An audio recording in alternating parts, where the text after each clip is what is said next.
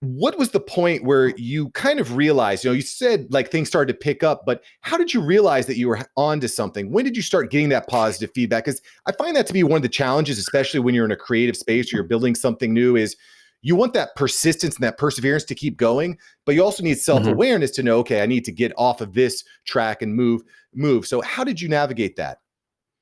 Yeah. So I had been running The Abundant Artist as a side project for a couple of years. I was working, I got a day job at a marketing agency, and I had switched jobs from the agency to a software company, and I was kind of doing marketing there and running The Abundant Artist on the side.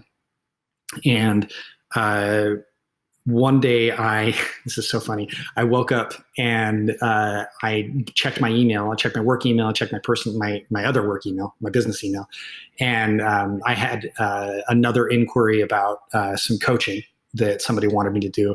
And I had a panic attack because I was so busy running my side business as well as running my day job that I just felt like I couldn't take on any more projects. And I sort of felt trapped. And I called my wife and was like, I'm having a panic attack. I think I'm going to die. And she talked me off the ledge, and the metaphorical ledge. And we decided that I would quit my job a little early. Wow.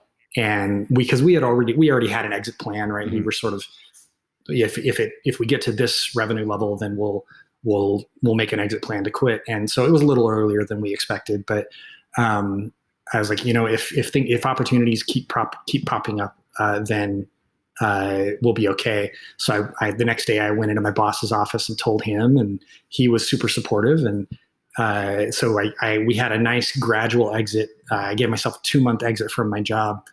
And in that time period, I booked a webinar, a paid webinar. I was like, okay, we're going to do just to give myself a little more extra cushion. Mm-hmm. And so over the course of a month, I set up and sold a webinar, and we had 500 people pay to attend this webinar that we put together. That's fantastic. And it was fantastic. That's amazing. Did you already have a social media following? Were you already kind of like well-known in the space at that point? I mean, we're a very small niche. Like, people teaching professional fine artists how to sell their art on the internet mm-hmm. is a pretty niche group of people. We had probably around 3,000 people on our mailing list at that point.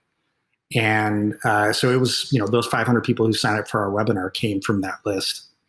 That's incredible. That's incredible. Now, open rates now in 2020 are a lot lower than they have been historically. Was that a challenge for you in actually getting people to bite? How did you craft your webinar? Walk us through a little bit of that. You had 3,000 people. How did you make sure that you were serving them in the way they need to be served?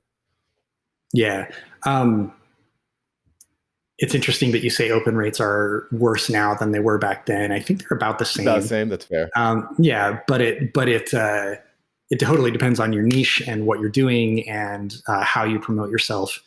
The Abundant Artist has always been very low hype, very low hype.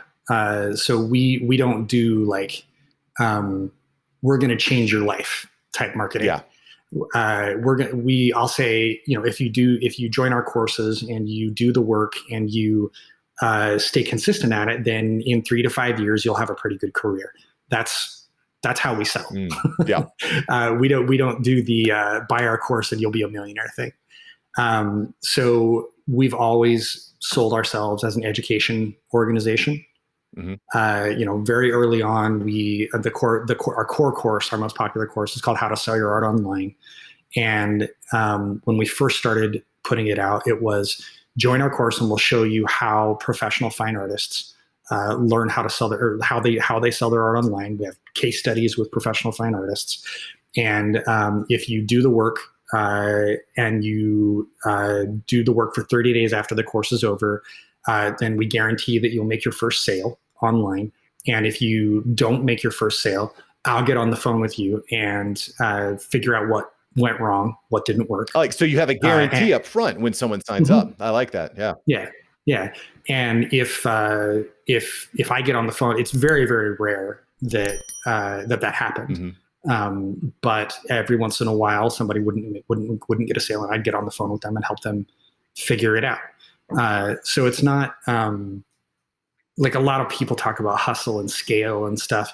We built a pretty significant, pretty rad business just by treating people well and making realistic promises. Yeah, as Kevin Kelly says, it's all about getting that 1,000 true fans that just really love what you do and being genuine. And I think that's one of the biggest challenges that we have as marketers in 2020 is it's just so hard to stand out and be genuine because, like you said, everyone's always trying to scale. You're trying to stand out amongst all these people that are yelling, buy now, the list is ending, time's running out, don't miss out. You know, it's just a really hard thing. So if you're not, so don't get me wrong. We still do, like we still tell people there's a deadline. Registration is going to end at this time. We do all of the, the time-based marketing and the scarcity and all those sort of marketing basics. We just do it in a non-aggressive way. Okay. Yeah. So are you doing a lot of outreach? Or are you waiting for people to come to you? I shouldn't say you use the term waiting. Are you putting the art out there that attracts people to you, so to speak? How are you actually driving leads to your funnel, Cory? Right now, most of our traffic comes from organic Google searches. If you do a Google search for anything related to selling art online or artist websites, you'll find us. So we get quite a bit of traffic from that.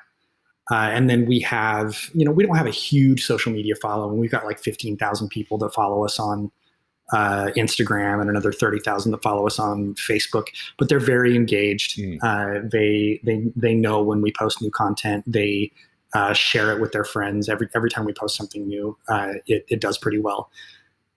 So people like us and they tell their friends about us. And at this point, we've been around for 10 years. So there are people now who first found out about us when they were teenagers and just thinking about going to art school, who have gone to art school, finished art school, and are now ready to start selling their art. And so they look us up. Yeah. So, I guess some of the other things that we did in addition to our SEO rankings is I spent most of 2014, 15, and 16 traveling quite a bit to do guest lectures at various universities and artist professional associations. So that stuff super doesn't scale. Like flying to Richmond, Virginia to do a talk for 25 people, a one-day workshop for 25 people, not a moneymaker, but what it does is it's lets those 25 people in the room have a great positive experience. And then they tell all their friends who are artists about it. And a lot of those people will come out and join our online courses afterward. Do you think that builds up your, I guess, street cred in a way, right? It builds your credibility as you get these public speaking engagements? It does, but not because people see a logo on my website or see that I speak on my website. It's because I'm actually out talking to people and I'm a real life person that they can touch. And a lot of niches like art, they don't trust the internet. Right. They don't trust a person that they see on a website. They want to talk to somebody. They want to shake their hand. They want to be able to have a one-on-one conversation with them. And plus, it's fun to do that, right? I'm an extrovert. I like getting out and meeting people, and that was part of the reason I wanted to do it. Is I don't like to just sit behind a computer screen. I want to actually get out and meet the people that I'm working with. Yeah, no, I think that's really powerful. And I'm kind of the same way. I've got a lot of artists, as you can see with my beautiful palm trees over here on the right, only on sale this evening for $999.99. Hit me up. I can only sell the one though, because one of them is my wife. I don't have the ownership rights to that one. But anyway, hit me up on that. But a lot of people, I think, in the artistic space are not necessarily extroverts. Most of them are going to be introverts, I think, in general, which is why I think that theabundantartist.com is a really important place with lots of resources to help you sell your art. That's what you're doing. Thank you so much for watching. I'm glad you enjoyed this episode. I've got several other episodes right here for you. Smash one of these videos to make sure that you don't miss out on the tips, tools, and tactics of industry experts. Let's take that side hustle full time. Smash one of these links.